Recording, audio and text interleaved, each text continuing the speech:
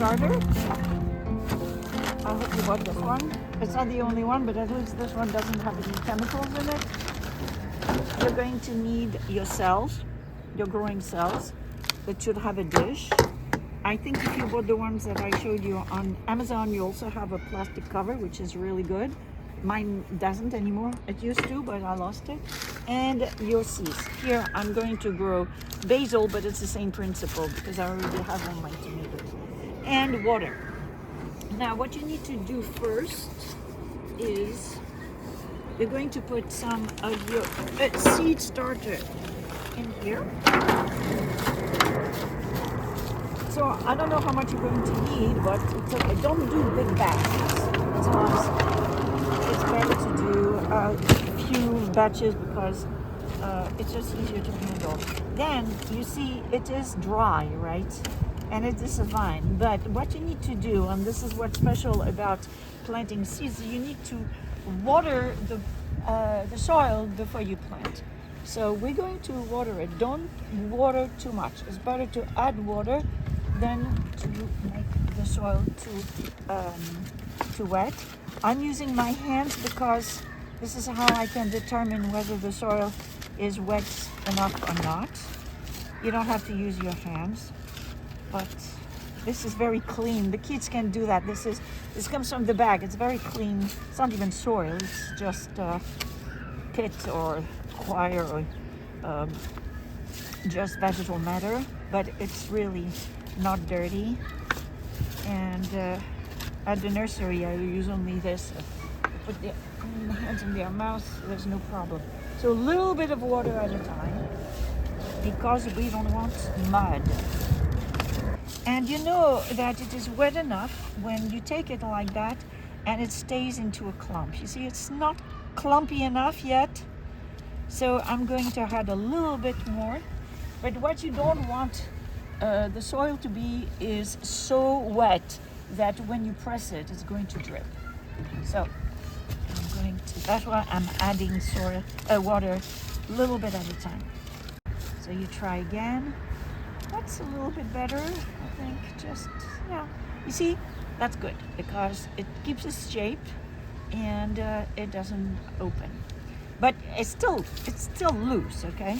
Now, you take your cells and what you do is you just drop. If you have kids do that, be careful that they don't, kids like to pat and to flatten everything.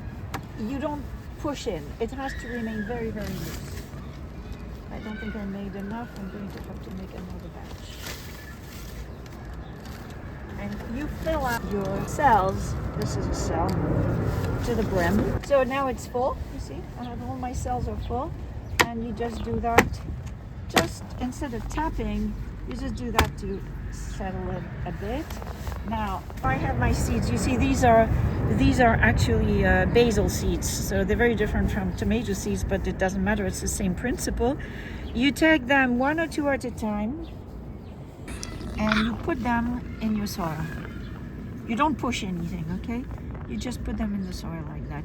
I usually put two because there is very often, it's not 100% germination rate. So sometimes you'll have two tomatoes, but good, you can separate them. I forgot to tell you that you needed a colander. This one is a little too big. It's a garden colander. The best ones are the kitchen colanders. They are finer. But basically what you're going to do, you're going to take dry soil mix, and you're just going to put just a powdering of mix over your seeds. That's it, just a powdering. You don't need more than that. There you go. I think I've covered everything.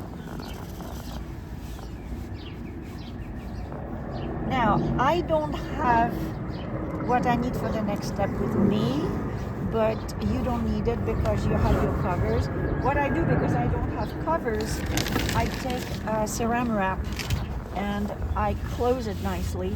And what you're going to notice is that you're going to see a condensation happen on the dome, And that's good, because that means that the condensation is coming up and then it's falling down again. So you have a kind of a closed circuit of water in there. That's for the tomatoes. For the pepper, you start exactly the same way. The only difference is once you're done, you have to put them on something warm. So on the top of your, it doesn't matter if they don't have light right away, but the top of your fridge, it's very warm over there, is good to start until, and the moment you see them peek out, then you put them in the sun. But in order to germinate, they need heat. They need like 80 degrees, at least 80 degrees. If you can buy a heating mat, if you have a heating mat at home, even for the body, you cover it not to stain it, and you put it underneath, and you leave it underneath. And in terms of the sun, the light, this has to be in the light 8 hours a day. And that's it. You make sure that it never dries. If it is nicely covered by your dome or by some ceramic wrap, you shouldn't have to water it too much. If you see that it's starting to get dry, what you do is you take your bottom and you pour water in it, like so, like enough so that the bottom of all your cells are going to be dipping in water. Usually you don't need to do that. Not until after they start germinating.